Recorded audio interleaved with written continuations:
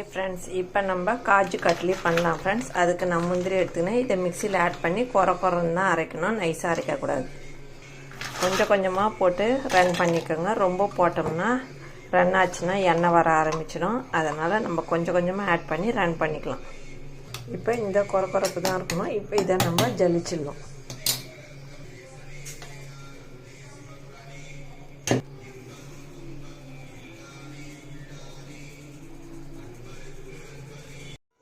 இப்போ நம்ம லாஸ்ட்டாக ரன் பண்ணுற முந்திரியில் 2 ஸ்பூனு பால் பவுட்ரு ஆட் பண்ணிக்கணும்.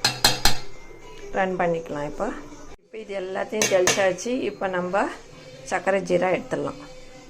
இந்த மாதிரி தான் இருக்கணும். நல்லா ஜலிச்சுக்கோங்க. ரன் பண்ணிட்டு சர்க்கரையை திட்டமாக எடுத்துக்கோங்க. இந்த முந்திரிக்கு பார்த்து இந்த சர்க்கரை எடுத்துக்கோங்க. நிறைய போடாதீங்க. நிறைய போட்டிங்கன்னா ரொம்ப திகட்டுற மாதிரி இருக்கும், வாந்தி வரா மாதிரி ஆகிடும். இப்போ நம்ம இதில் தண்ணி ஆட் பண்ணியாச்சு. இப்போ நம்ம இந்த தண்ணி கொதிக்கிட்டோம். இந்த சர்க்கரையை நல்லா கொதிக்க வச்சிடலாம். இப்போ தண்ணி கொதிக்குது, நம்ம சர்க்கரையை ஆட் பண்ணிடலாம். இப்போ இதை நல்லா கலக்கிடுங்க. நல்லா கொதிக்கிட்டேன். இதில் ஏலக்காய் எசன்ஸ் ஊற்றிக்கோங்க. ஏலக்காவை தட்டி போடாதீங்க, ஏன்னா நம்ம பீஸ் கட் பண்ணும்போது வராது. எசன்ஸ் இருந்தால் ஊற்றுங்க, இல்லைனா ஸ்கிப் பண்ணிவிடுங்க. இந்த சர்க்கரையை நல்லா கலக்கி விட்டு பிசுன்னு வந்ததுன்னா அப்போ தான் கரெக்டான பதம் அர்த்தம். நிறைய ஒரு கம்பி பதம் வந்தால் கரெக்டாக இருக்குதுன்னு அர்த்தம். இப்போ நம்ம அரைச்ச முந்திரியை அதில் ஆட் பண்ணிடலாம். இப்போ பாருங்கள், நம்ம கொட்டியாச்சு. இதை நல்லா கலரிடலாம். பாருங்கள், இது தனித்தனியாக இருக்குது. எல்லாம் ஒன்றா மிங்கிள் ஆகிடும். அப்போ தான் அது கரெக்டான கன்சிஸ்டன்ஸுன்னு அர்த்தம். இப்போ இதில் 1 ஸ்பூன் நெய் ஆட் பண்ணிக்கோங்க. அப்போ தான் நல்லாயிருக்கும். நல்லா திரண்டு வரும். ஒரு 5 நிமிஷம் ஆறட்டோன்ட்டு நம்ம இந்த பட்டர் பேப்பரில் நம்ம ஆட் பண்ணிடலாம். சூடாக இருக்கும்போதே இந்த பட்டர் ஷீட்டை இப்படி நல்லா ஃபோல்டு பண்ணிட்டு நல்லா அமுக்குங்க. அப்போ தான் சாஃப்டாக இருக்கும். இந்த பட்டர் பேப்பரை வச்சு நல்லா இப்படி அழுத்தி ப்ரெஸ் பண்ணுங்கள்.